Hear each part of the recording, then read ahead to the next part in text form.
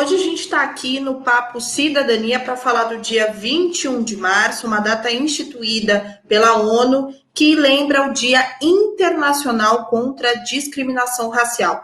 A data foi escolhida por conta do massacre de Shaperville, que aconteceu na mesma data, na década de 1960, durante os períodos do terror do Apartheid.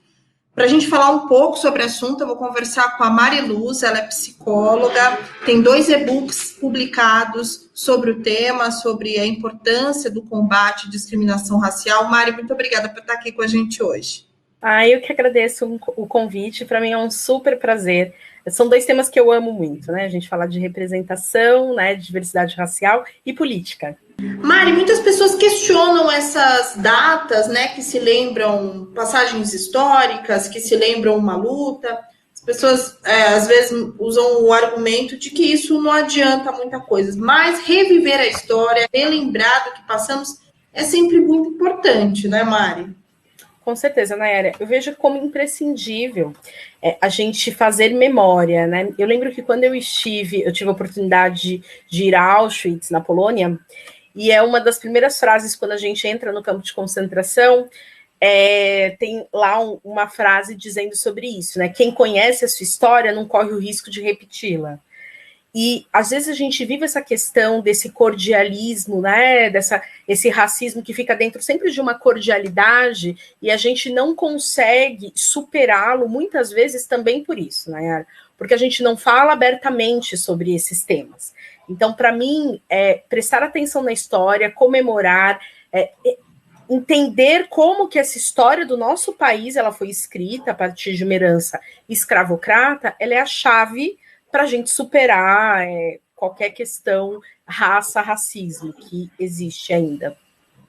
Bem lembrado por você, apesar de ser uma data que relembra uma passagem da África do Sul, né, durante o Apartheid, ela serve para uma série de reflexões aqui no Brasil também, desse Apartheid silencioso que a gente vive, né?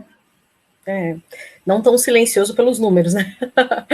A gente diz silencioso, mas é isso. Eu vejo que um dos grandes problemas do Brasil, e até pensando na questão de representatividade na política, né, que é ridícula, né, a gente pode dizer isso, representatividade racial e de gênero dentro da política, né, que é tão irrisória ainda, eu vejo que a gente fazer memória dessas datas, ela nos ajuda também a gente repensar essa questão dos espaços de poder e de decisão, que é o que a política representa. Se a gente quiser mais políticas públicas para a população negra, para mulheres, para pessoas LGBTs, para pessoas com deficiência, a gente precisa prestar atenção não somente nessas datas, mas essas datas também fazem com que a gente preste atenção no que a gente chama de minorias, e quando eu digo minorias para psicologia, Nayara, só para que as pessoas normalmente questionam bastante, mas negros e mulheres não são maioria da população? São maioria na questão quantitativa, mas no poder de decisão são minoria, porque nós não detemos o poder de decisão. Então, na psicologia, a gente coloca como minoria psicológica, que a gente chama, né, que são esses grupos que não podem decidir as coisas, porque as decisões estão sob esses outros grupos que, apesar de serem minoria, têm o seu poder de decisão maior. Maravilhosa sua colocação, Mari. Eu queria saber um pouco de você. Quando você se despertou para ser essa pessoa ativista, quando você teve esse entendimento que a política seria um bom caminho para você brigar pelos seus direitos, pelos direitos do movimento negro, quando você teve esse entendimento? Poxa, acho que é a primeira vez que eu vou responder essa pergunta, Nayara, dessa forma tão completa. Eu vou ser breve, mas eu vou responder de uma maneira muito sincera e muito completa. Eu já fui uma fundamentalista religiosa, Nayara, e acho que é a primeira vez que eu falo isso em público. As pessoas não sabem isso sobre mim. E eu fiz um caminho do fundamentalismo religioso ao ativismo político. E muito mais voltado à esquerda, centro-esquerda hoje. Né? Então, assim, é uma jornada intensa e eu vou dizer que uma jornada incrível para mim. Então, assim, quando eu me despertei foi a partir de um evento que eu fui, onde tinham algumas mulheres que eram candidatas, estavam pré-candidatas e candidatas, e nesse evento eu vi os números de representatividade de gênero, aonde que o Brasil estava, a colocação dele, né, em todos os países aí considerados na ONU, onde o Brasil estava na representatividade de gênero. E para mim aquilo foi um choque. Eu já tinha visto esse número antes, né? Isso foi em 2018. Eu já tinha visto esse número, mas sabe quando vira uma chave? E eu já estava nessa minha jornada. Como eu disse, eu fui uma fundamentalista religiosa, então eu estava num outro espaço, né? Eu não gostava muito de política, né? Tinha mais essa ainda para o meu currículo, não gostava muito de política.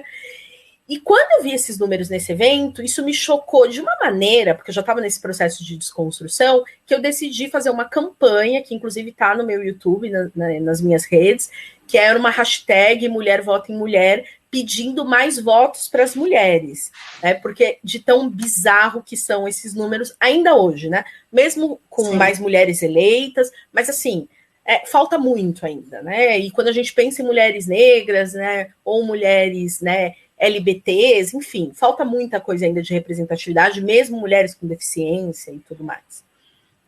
Então foi essa jornada que eu fiz, assim, resumindo, né?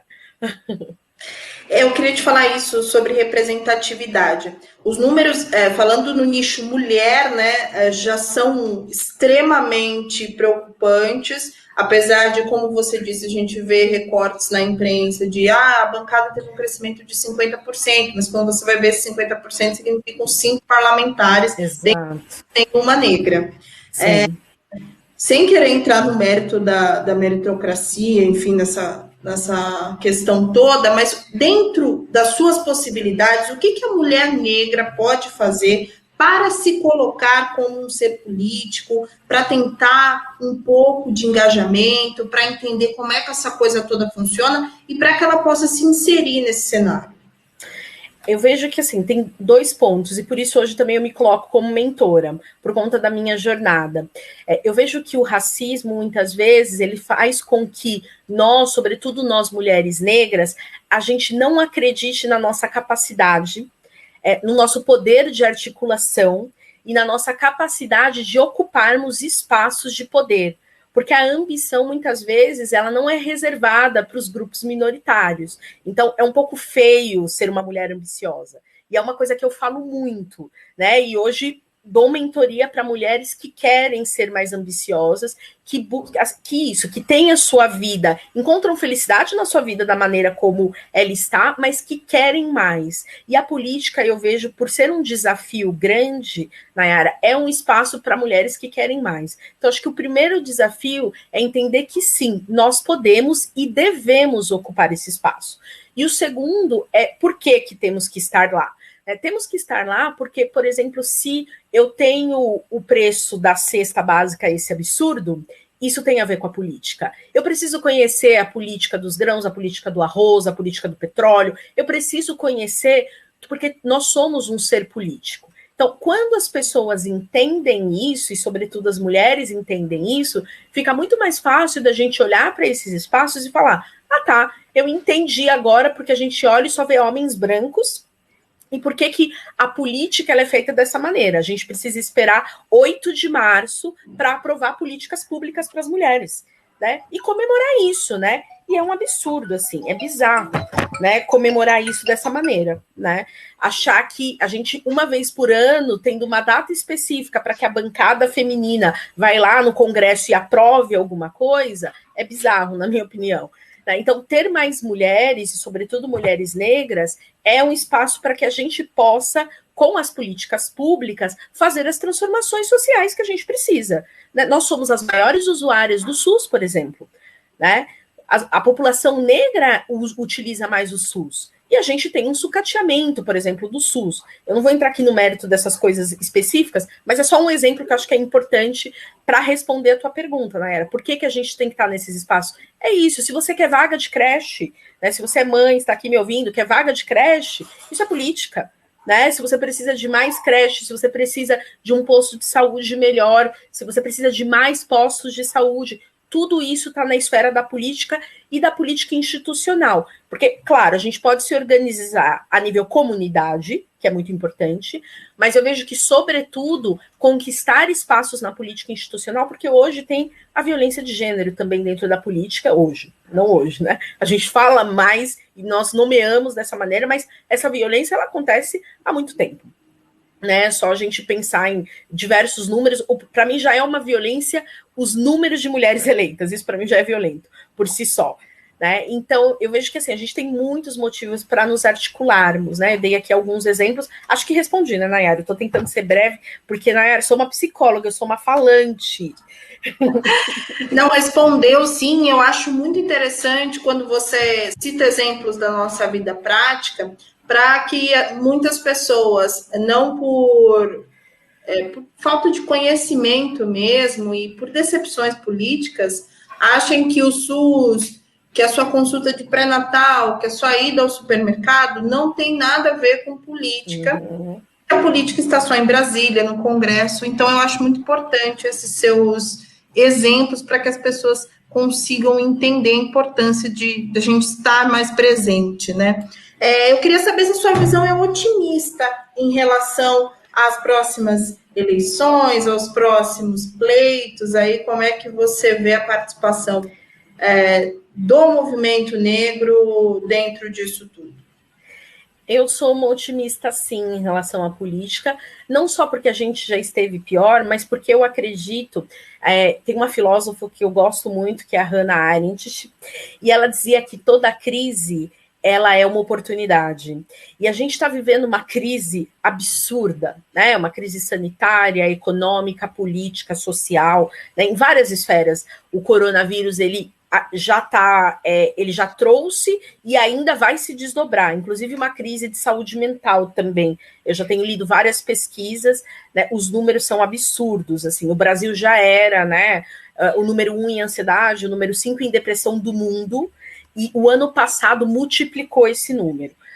Mas focando aqui na tua pergunta sobre o otimismo, sobre os próximos pleitos, eu vejo isso com otimismo porque as pessoas estão se politizando também por causa de toda essa dor que a gente está vivendo, de toda essa crise. As pessoas elas vão entendendo que, não, tá, espera aí.